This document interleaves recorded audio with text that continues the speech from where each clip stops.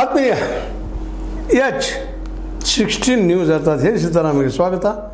ನಾನು ನಿಮ್ಮವ MI ಅಥವಾ ಮಲ್ಲಪ್ಪ ಜೋಧವ. ಆತ್ಮೀಯರೇ, ಇತ್ತೀಚೆಗೆ ನಮ್ಮ JDS ಗೊತ್ತದ ಜನತಾದಳ ತನ್ನ 25 ವರ್ಷಗಳ ಒಂದಿಷ್ಟು ಏನು ಕೆಲಸ ಮಾಡಿದ, ಸಾಧನೆ ಮಾಡಿದ, ಪ್ರಾದೇಶಿಕ ಪಕ್ಷವಾಗಿ ಏನೇನು ಮಾಡಿದೆ ಅನ್ನೋದ್ರ ಮೇಲೆ ಒಂದಿಷ್ಟೇನೋ ಈ ಬೆಂಗಳೂರಲ್ಲಿ ದೊಡ್ಡ ಕಾರ್ಯಕ್ರಮ ಮಾಡಿ ಅದನ್ನು ತಾಲೂಕು ಮಟ್ಟದಲ್ಲ, ಹೋಬಳಿ ಮಟ್ಟದಲ್ಲಿ ನಾವು ಮಾಡ್ತೀವಿ, ಬೆಳೆಸ್ತೀವಿ ಅನ್ನೋಂಥ ಭರವಸೆಯನ್ನು ವ್ಯಕ್ತಪಡಿಸಿದ್ದಾರೆ. ಜೊತೆಗೆ ಈಗ ಹೊಸದಾಗಿ ಈಗಂತೂ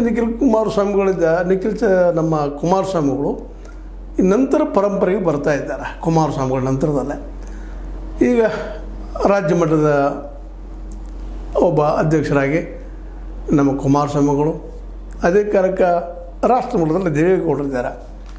ಇಂಥ ಒಂದು ಸಂದರ್ಭದಲ್ಲಿ ಈ JDSನ್ನು ಒಂದು ದೊಡ್ಡ ಪ್ರಯತ್ನ ಮಾಡಿ ಉಳಿಸಿಕೊಳ್ಳೋ ಪ್ರಯತ್ನ ಮಾಡ್ತಾ ಇದ್ದಾರೆ.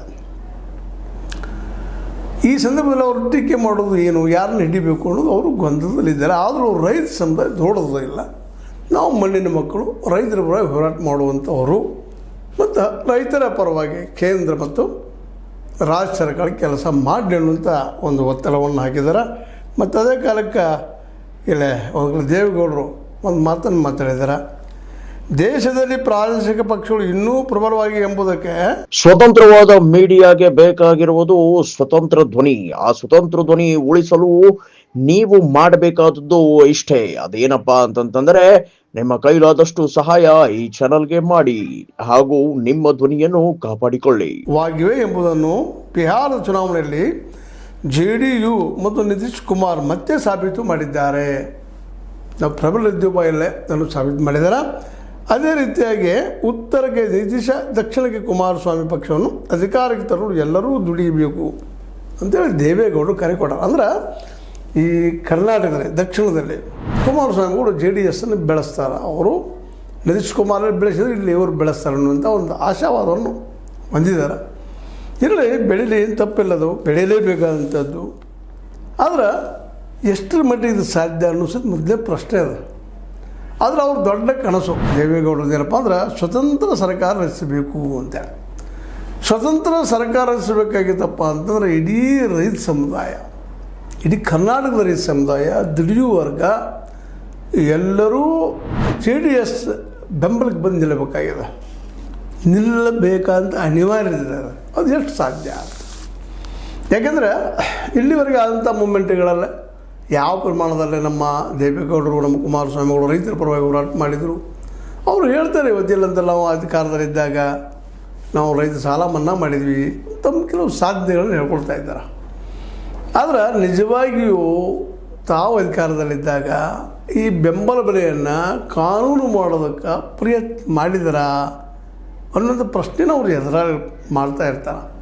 ಅಧಿಕಾರದಲ್ಲಿರಲಿ, ಅವ್ರು ಎಷ್ಟೋ ದಿನ ಇದ್ದರು, ಆ ಸಂದರ್ಭದಲ್ಲಿ ಮಾಡಬೇಕಾಗಿತ್ತು, ಮಾಡಲಿಲ್ಲ ಅಂದಾಗ ಇಲ್ಲ ರೀ ನಮ್ಮ ಸ್ವತಂತ್ರ ಗೌರ್ಮೆಂಟ್ ಇರಲಿಲ್ಲ, ಸರ್ಕಾರ ಇರಲಿಲ್ಲ, ಈಗ ಸ್ವತಂತ್ರ ತೊಗೊಂಡ್ಬರ್ರಿ ನಾವೆಲ್ಲ ಮಾಡ್ತೀವಿ ಅಂತಂದ್ರೆ ನಮ್ಮಿಂದ ಎಲ್ಲ ಸಾಧ್ಯದ ಅನ್ನುವಂಥ ಮಾತನ್ನು ಅವ್ರು ಹೇಳ್ತಾ ಇದ್ದಾರೆ. ಸ್ವತಂತ್ರವಾಗಿ ಆಯ್ಕೆ ಇಡೀ ಸ್ಟೇಟ್ ಮಾಡಿದ್ರೆ ಇದು ಸಾಧ್ಯ ಆಗ್ತದನಾ ಅಂತ. ಯಾಕಂತಂದ್ರೆ ಕಾಂಗ್ರೆಸ್ ಮತ್ತು BJP ಎರಡೂ ಇವತ್ತು ಕರ್ನಾಟಕದಲ್ಲಿ ಪ್ರಬಲ ರಾಷ್ಟ್ರೀಯ ಪಕ್ಷಗಳು ಹೌದು. ಅದರಲ್ಲೂ ಸಿದ್ದರಾಮಯ್ಯನವರಂಥ ಒಬ್ಬ ನಾಯಕತ್ವ ಪಡೆದಂಥ ಕಾಂಗ್ರೆಸ್, ರಾಹುಲ್ ಗಾಂಧಿ ಅಂಥವ್ರನ್ನ BJPಯಲ್ಲೇ ಮೋದಿಯವರು, ಅದೇ ಕಾಲಕ್ಕೆ ನಮ್ಮ R ಅಶೋಕ್ ಅವರಾಗಿರ್ಬೋದು, ಇನ್ನುಳಿದವರು ಅವರು ತಮ್ಮ ಪಕ್ಷದ ಕಟ್ಟಿಸೋ ಪ್ರಯತ್ನ ಮಾಡ್ತಾ ಇದ್ದಾರೆ. ಇಂಥ ಸಂದರ್ಭದಲ್ಲೇ ನಮ್ಮ JDSದವರು ಈ ಕನಸು ಕಾಣ್ತಾ ಇದ್ದಾರೆ. ಕನಸು ಕಾಣೋದು ತಪ್ಪಲ್ಲ, ಅದು ಸಾಧ್ಯನ ವಾಸ್ತವವಾಗಿ ಅಂತ. ಯಾಕಂದ್ರೆ ಇವತ್ತು 19 ಜನ 18 ಇದ್ದಾರೋ, ಈಗ 17 ಇದ್ದಾರೋ, ಅದು ಪಕ್ಕಾ ಇಲ್ಲ. ಯಾಕಂದ್ರೆ ದೇವೇಗೌಡರು ಇತ್ತೀಚೆಗೆ ಪಕ್ಷ ಬಿಟ್ಟು ಹೋದರು, ಅದಕ್ಕೆ ಹೊಸಬರನ್ನ ನೇಮಿಸ್ತಾ ಇದ್ದಾರೆ. ಆದರೆ ಏನಿದ್ರು ಇವತ್ತು ಯಾವ ಹಂತಕ್ಕೆ ಬಂದಿದ್ದಪ್ಪ ಅಂದರೆ JDS ಒಂದು ಕುಟುಂಬ ಪಕ್ಷಪ್ಪ. ಇದರಲ್ಲಿ ಸೆಕ್ಯುಲರ್ ಅನ್ನುವಂಥ ಮಾತಿಗೂ ಯಾವುದೇ ಅರ್ಥ ಉಳಿದಿಲ್ಲ ಇವತ್ತು. ಯಾಕಂದ್ರೆ ಯಾವ ಸೆಕ್ಯುಲರ್ವನ್ನು ನಮ್ಮ ಹಿಂದುತ್ವವಾದಿ BJPಗಳು ವಿರೋಧ ಮಾಡ್ತಾರೋ ಅದು ಅಲ್ಲದ ಆ ಶಬ್ದ. ಹೀಗಾಗಿ ಸೆಕ್ಯುಲರ್ ಅನ್ನುವಂಥ ಅರ್ಥ ಇವತ್ತು ಅನರ್ಥ ಆದಂಥ ಸಾಧ್ಯತೆಗಳು ಹೆಚ್ಚಾಗಿದ್ದಾವೆ. ಅವು ಬೇಕಾದ ವಾದ ಮಾಡ್ಬೋದು. ದೇವೇಗೌಡರು ವಾದ ಮಾಡ್ಬೋದು, ಕುಮಾರಸ್ವಾಮಿಗಳು ವಾದ ಮಾಡ್ಬೋದು. ವಾದ ಮಾಡೋದಕ್ಕೇನು ತಪ್ಪಿಲ್ಲ. ಯಾಕಪ್ಪ ಅಂತಂದ್ರೆ ಅದು ಅವ್ರ ಹಕ್ಕನು. ಆದರೆ ಇದು ಎಷ್ಟರ ಮಟ್ಟಿಗೆ ಸಾಧ್ಯದ ಅನ್ನೋದು. ಆದರೆ ಒಂದು ನಿಖಿಲ ಕುಮಾರಸ್ವಾಮಿಗಳು ಅಂದರೆ ಇವತ್ತಿನ ಈ JDS ಯುವ ಘಟಕದ ಅಧ್ಯಕ್ಷರು ಮತ್ತು ನಮ್ಮ ಕುಮಾರಸ್ವಾಮಿಗಳ ಮಗ ಅವರು ಒಂದು ದೊಡ್ಡ ಕನಸು ಕಾಣ್ತಾ ಇದ್ದಾರೆ. ಅವರೊಂದು ಮಾತಾಡ್ತಾ ಇದ್ದಾರೆ. JDSನಂಥ ನಿಷ್ಠಾವಂತ ಕಾರ್ಯಕರ್ತರು ಎರಡೂ ರಾಷ್ಟ್ರೀಯ ಪಕ್ಷಗಳಲ್ಲೂ ಇಲ್ಲ. ಒಂದು ಹೆಮ್ಮೆ ಅವರಿಗೆ. ನಮ್ಮಲ್ಲಿ ನಿಷ್ಠಾವಂತ ಕಾರ್ಯಕರ್ತರಿದ್ದಾರೆ, ಅಂಥ ಕಾರ್ಯಕರ್ತರು ಅಲ್ಲಿ ಎರಡರಲ್ಲೂ ಇಲ್ಲ ಅಂತ ಹೇಳ್ತಾರೆ ಅವರು. ಅದೇ ಕಾಲಕ್ಕೆ ಕುಮಾರಸ್ವಾಮಿ ಅವರು ಮತ್ತೆ ಸೇಮ್ ಆಗಬೇಕು ಎಂಬುದು ನಮ್ಮ ಕಾರ್ಯಕರ್ತರ ಆಸೆ. ನಮ್ಮ ಕಾರ್ಯಕರ್ತರು ಬಯಸ್ತಾ ಇದ್ದಾರೆ. JDSದ ಕಾರ್ಯಕರ್ತರು ಅವ್ರ ನೇಮ್ ಸೇಮ್ ಆಗಬೇಕು ಅಂತೇಳಿ JDSನ್ನು ಸ್ವತಂತ್ರವಾಗಿ ಅಧಿಕಾರ ತರಬೇಕು ಎಂಬುದು HD ದೇವೇಗೌಡರ ಒತ್ತಾಸೆ. ಇದಕ್ಕಾಗಿ ನಾವೆಲ್ಲರೂ ದುಡಿಬೇಕು. 2027 ವಿಧಾನಸಭಾ ಚುನಾವಣೆಯಲ್ಲಿ 80-90 ಸ್ಥಾನಗಳನ್ನು ಗೆಲ್ಲಬೇಕು. ಸಾಧ್ಯನಾ ಇದು? 80-90 ಅದು ಇದು ಮೆಜಾರಿಟಿ ಅಲ್ಲ. 89 ಆದರೂ ಮತ್ತು ಯಾರದ್ದು ಸಹಾಯ ತೊಗೊಳ್ಬೇಕಾಗ್ತದೆ. ಸ್ವತಂತ್ರವಾಗಿ ಸರ್ಕಾರ ರಚನೆ ಮಾಡಲಿಕ್ಕೆ 113 ಸೀಟ್ಗಳು ಬೇಕು. ಇದು ಗೊತ್ತಿಲ್ಲ ನಮ್ಮ ನಿಖಿಲ್ ಸ್ವಾಮಿಗಳಿಗೆ ಅಥವಾ ನಿಖಿಲ್ ಕುಮಾರಸ್ವಾಮಿಗಳಿಗೆ, ದೇವೇಗೌಡರಿಗೆ. ಮತ್ತಿಲ್ಲ ಒಂದು BJP ಸಹಾಯ ತೊಗೊಳ್ಬೇಕು, ಇಲ್ಲ ಕಾಂಗ್ರೆಸ್ ಸಹಾಯ ತೊಗೊಳ್ಬೇಕು. ಅಂದ್ರೆ ಇನ್ನೊಬ್ಬರ ನೆರಳಿನಲ್ಲಿಯೇ ಒಂದು ಸರ್ಕಾರ ರಚನೆ ಮಾಡಬೇಕು.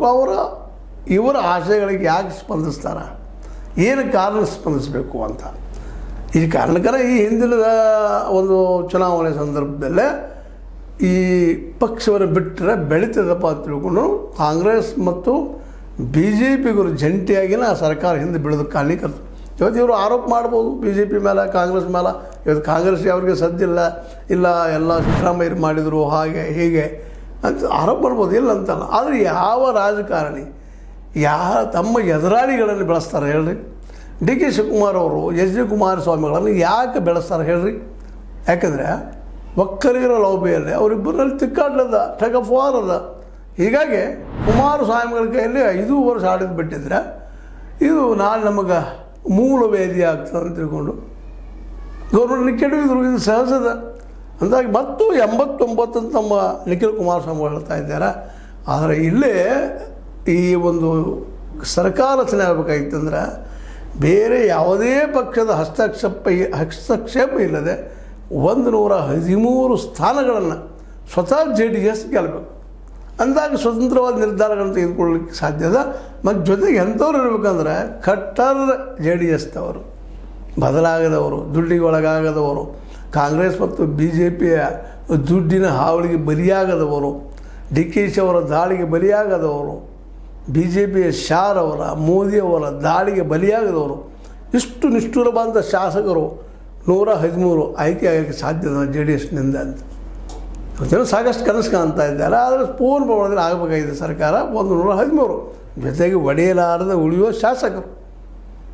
ಇಂಥ ಪ್ರಸಂಗ ಬಂದಾಗ ರೈತರ ಪರವಾದಂಥ ಒಂದು ಇವರೇನು ಕನಸುಗಳಿದ್ದಾವೆ. ಇವತ್ತು ರೈತರಿಗೆ ಬೆಂಬಲ ಬೆಲೆ ಕಾನೂನು ಮಾಡುವಂಥದ್ದಾಗಿರ್ಬೋದು, ರೈತರ ಬದುಕು ಹಸನಾಗುವಂಥದ್ದಾಗಿರ್ಬೋದು, ಅವ್ರಿಗೆ ಮಾರ್ಕೆಟ್ ಕೊಡಿಸುವಂಥದ್ದಾಗಿರ್ಬೋದು, ದುಡಿಯುವ ವರ್ಗಕ್ಕೆ ಉದ್ಯೋಗ ಒದಗಿಸುವುದಾಗಿರ್ಬೋದು, ಇವೆಲ್ಲ ಸಾಧ್ಯ.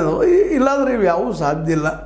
ಈಗ ನಿಧಾನಕ್ಕೆ ಒಂದು ರೀತಿಯಿಂದ ಈ ಒಂದು ಇತಿಹಾಸದ ಪುಟಗಳಿಂದ ಹಿಂದೆ ಸರಿಯುವಂಥ ಸಮಯಕ್ಕೆ ಬಂದು ನಿಂತಿದ್ದಾರೆ ಇವತ್ತು JDSದವರು, ಅವ್ರ ನಾಯಕರು. ಅವರು ಈ ದಿಶೆಯಲ್ಲಿ ಚಿಂತನೆ ಮಾಡುವಂಥದ್ದು. ಆದರೂ ಅವ್ರಿಗೆ ಭರವಸೆ ಇದೆ. ಮತ್ತು ಅದೇ ಕಾಲಕ್ಕೆ ನಾನೇ ಸಿದ್ದರಾಮಯ್ಯನ ಮುಖ್ಯಮಂತ್ರಿ ಮಾಡಿದೆ ಅನ್ನುವಂಥದ್ದು, ಒಬ್ಬ ಫಿನಾನ್ಸ್ ಮಿನಿಸ್ಟರ್ ಅರ್ಥಸದೃಢನಾಗಿ ಮಾಡಿದ್ದೆ ಅನ್ನುವಂಥ ಒಂದು ಹಮ್ಮಿಕೆ ನಮ್ಮ ದೇವೇಗೌಡರಲ್ಲಿ ಇರುವುದನ್ನು ಗಮನಿಸಿದಾಗ ಅವರು ಇನ್ನೂ ಈ ವಯಸ್ಸಿನಲ್ಲಿಯೂ ಈರ್ಷ್ಯ ಸಾಧನೆ ಮಾಡೋಕ್ಕಿಂತಲೂ ಪ್ರಬುದ್ಧ ರಾಜಕಾರಣಿಯಾಗಿ ಮಾತಾಡಬೇಕಾಗಿತ್ತು. ಆ ಸಂದರ್ಭದಲ್ಲಿ ಇರಲಿ, ಪಕ್ಷ ಕಟ್ಟಬೇಕಾಗ್ಯದ, ಆ ದಿಶೆಯಲ್ಲಿ ಮಾತಾಡಿದರೆ ಮರೀಬೋದು.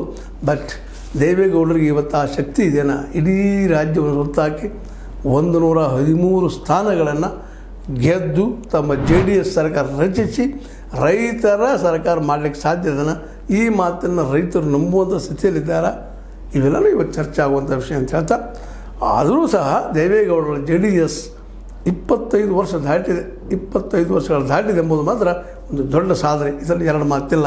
ಒಂದು ಪ್ರಾದೇಶಿಕ ಪಕ್ಷವಾಗಿ ಇಷ್ಟು ದಿನಗಳವರೆಗೆ ಜಗ್ಗೋದಕ್ಕೆ ಕಾರಣ ಒಂದು ದೇವೇಗೌಡರು ಮಲಗಿದಲ್ಲೇ, ಕುಂತಲ್ಲೇ, ನಿಂತಲ್ಲೇ ಕೇವಲ ರಾಜಕೀಯ ವಿಚಾರ ಚಿಂತನೆ ಮಾಡುವಂಥದ್ದು, ಜೊತೆ ತಮ್ಮ ಪಕ್ಷ ಉಳಿಸ್ಕೊಳ್ಬೇಕು ಅನ್ನೋದು ಹರಸಾಹಸ ಮಾಡುವಂಥದ್ದು ಕಾರಣ ಅಂತ ಹೇಳ್ತಾ, ಇದು ನಿಮ್ಮ ಲೈಕ್ ಆಗಿರ್ಬೋದು. ಲೈಕ್ ಮಾಡಿ, ಶೇರ್ ಮಾಡಿ, ಕಮೆಂಟ್ ಮಾಡಿ, ಜೊತೆ ಸಬ್ಸ್ಕ್ರೈಬ್ ಮಾಡಿ. 60 ನ್ಯೂಸ್ ಅರ್ಥ ತಿಳಿಸಿ ವಂದನೆಗಳು.